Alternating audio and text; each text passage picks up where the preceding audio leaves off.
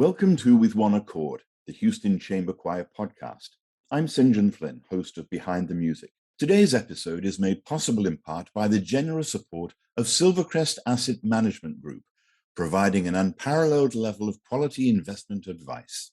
And it's my great pleasure this time to welcome Cissy Segall Davis, who is the Managing Director of Miller Outdoor Theatre in Hermann Park in Houston. Cissy, welcome. Thank you very much for being here. Thank you so much, Sinjin. It's a pleasure. It's wonderful to see you again. It's been a long time. You have been the managing director out at Miller for a long time. Well, say 2008 is when you joined. What is Miller Outdoor Theatre? People who live in Houston might already, they know what Miller Outdoor Theatre is. But for those who don't know, how would you describe Miller Outdoor Theatre? Obviously, it's a theatre that's outdoors. I think when you try to talk about Miller Theatre, people know that we're a great venue for all kinds of performances, but we're a different sort of venue. This really is a full proscenium theater with fly space, really well equipped, great crew. And then we have the outdoor seating. So that's where outdoor comes in. We're not a typical amphitheater, which pretty much can be all outdoor. Miller is really a theater comparable to what people here in town would find at Jones Hall or the Wortham, the Hobby Center. Certainly not as large as those are in terms of their space, but this is a fabulous facility. What makes it incredibly special is that every performance here is presented free of charge to the public. And that's in a pre-COVID time period, anywhere from 130 to 140 individual performances, combination of evening performances and daytime shows that are designed, 1 hour shows for kids. And they're all free. And it's high quality. Opera, ballet, symphony, theater under the stars, Shakespeare Festival, Festival Chicano, Dance of Asian America. We have such a huge variety of genres, of communities in Houston that can see themselves reflected on this stage. And it's all free of charge. And it's going to be 100 years old in 2023. Wow. Not this venue itself. This venue actually opened in 1968, but there has been a Miller Theater on this space in Hermann Park since 1923. Wow. And what a thrill. What a thrill for those of us who work here to be part of helping people create memories and experience the arts in a way that they may not be able to experience them in other places. And importantly, we serve everyone. This is the space where I don't care who you are or how much you have. You can come to this venue. You can bring your children. You can bring your whole family. You can sit up on the hill with picnic, everything, or you can sit in the seats depending on what your preference is.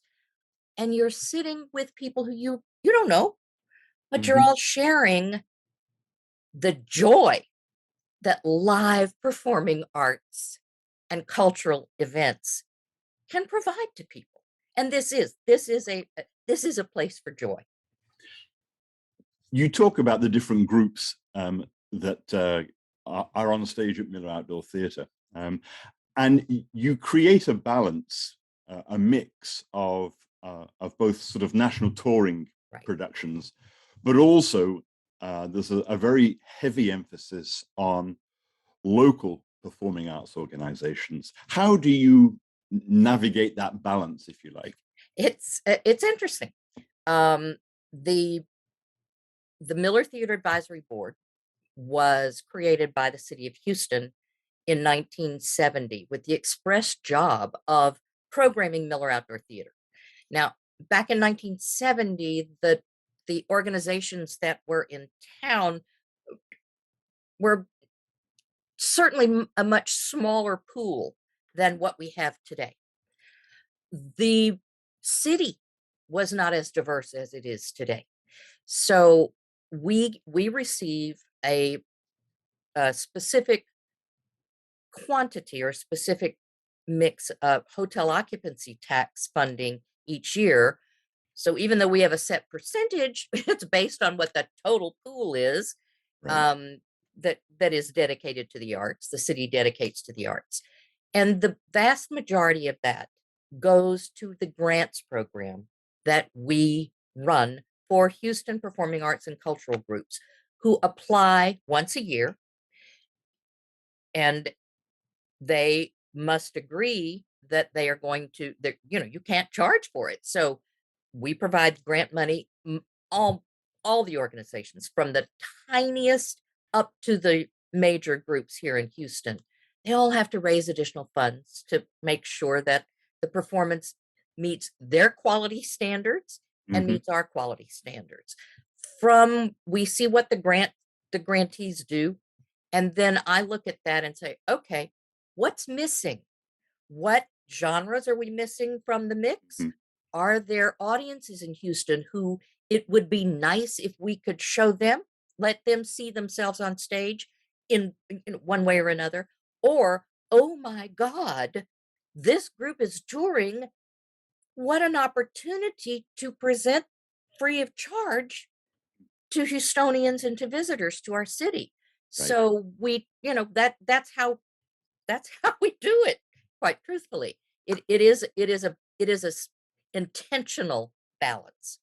Heaviest concentration of Houston performing arts and cultural organizations.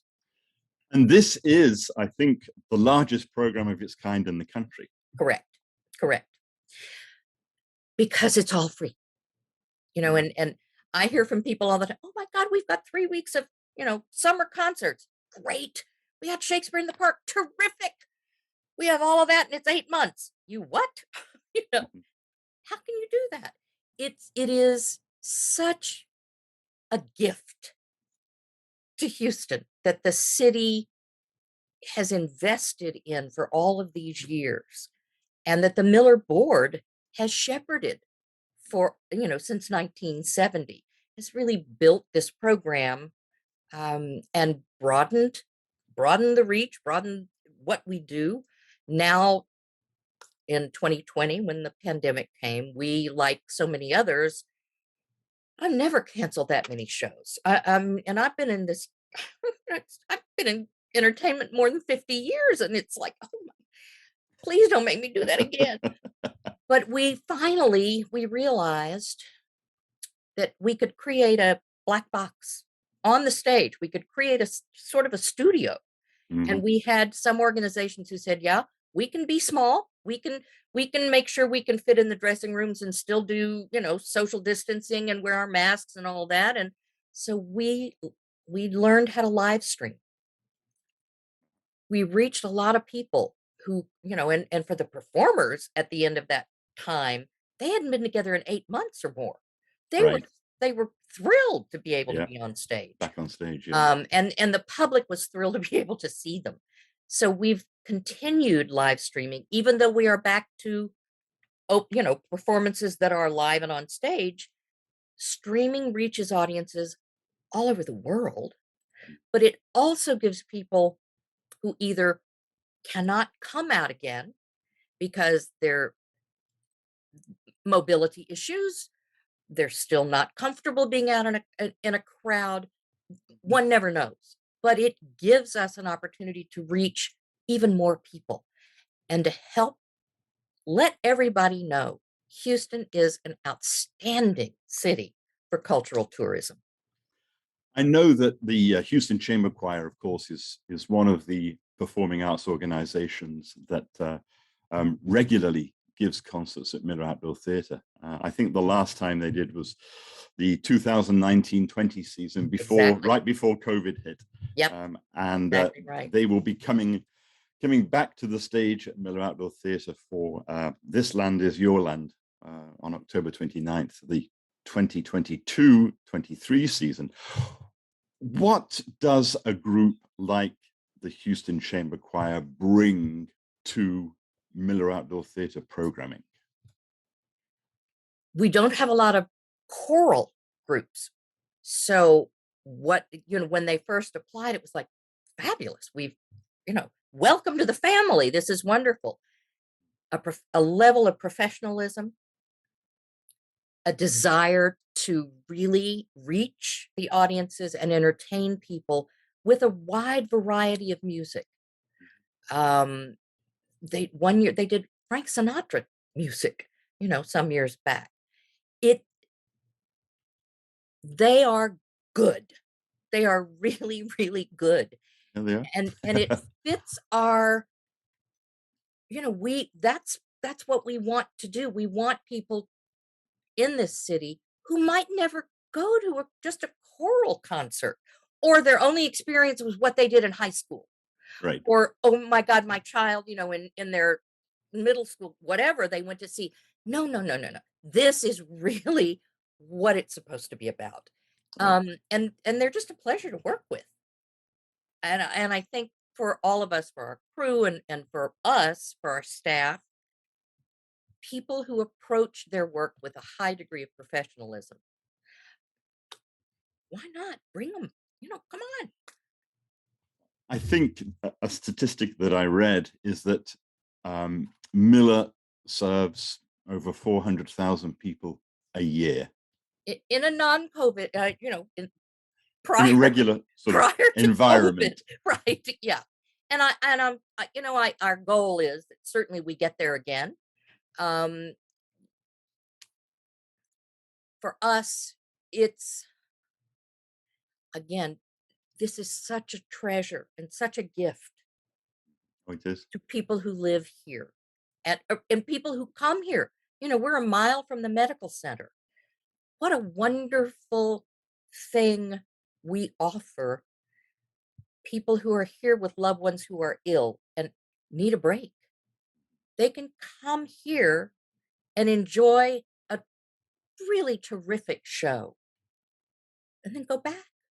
And it doesn't cost them anything. And I Right. think that's just such an extraordinary thing that we do, and that the city of Houston does, because nobody else is doing this.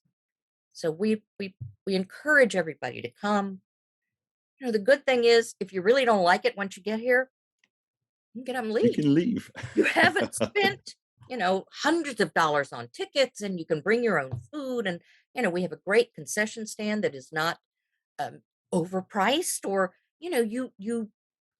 we make it accessible for as many people as we possibly can. All they have to do is take the chance and come. One of the things that has always sticks in my mind with Miller is July 4th Oh fireworks. yeah. Yeah, yeah. We love that. We Yeah. love that. And we're planning to bring it back in 2023, which is the 100th anniversary year. Needless to say, for 20 and 21, and even 22, because of supply chain issues and because of um, uh, staffing challenges and different things like that, we had to say, not the time to do it. But 2023 is our 100th anniversary, and we Right. are thrilled to partner with the Houston Symphony again.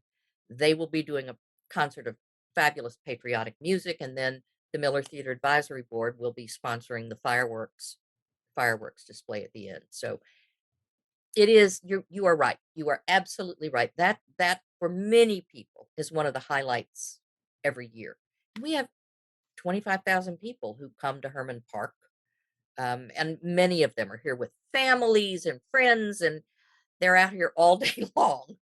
Right. They're picnicking, they're having a good time. They can take advantage of being in this area, so they can go to the zoo, they can go to the museum, they can walk through beautiful Hermann Park, Mhm. and then enjoy the symphony that evening and the fireworks. So we're very excited to have it back. Well, look, Cissy, I know that the Houston Chamber Choir is thrilled always to be on the stage of Miller Outdoor Theatre. Thank you for bringing these cultural activities to Houston, and we look forward to things ramping up again and getting back into the swing of things after COVID. Yeah, fingers crossed, fingers crossed. But also thanks to all of these organizations who partner with us every year to make these incredible performances available free of charge to the public. So it takes all of us. So, and we're thrilled. Cissy Segall Davis, Managing Director of Miller Outdoor Theatre. Thank you very much, Cissy. Thank you, St. John. Always good to talk with you. And thank you to everybody who supports the Houston Chamber Choir, whether as a supporter, as a patron, as somebody who buys tickets and comes to our concerts. We really appreciate your support. I'm St. John Flynn. This is Behind the Music. Join me again next time. Thank you to all who support the Houston Chamber Choir, our season underwriter, Silvercrest Asset Management Group, our patrons, donors, and subscribers. We appreciate all you do to help keep the work of the Houston Chamber Choir possible. I'm St. John Flynn, and this is Behind the Music. Join us again next time. The Houston Chamber Choirs with One Accord is your one-stop shop for choral joy. If you enjoyed this podcast, help us to continue our mission to grow the esteem and appreciation of choral music by sharing, reviewing, and subscribing to our content. As a 501c3 nonprofit, support from listeners like you allows us to continue to create new and exciting programming. For more information about us and how you can support our work, please visit HoustonChamberChoir.org/give.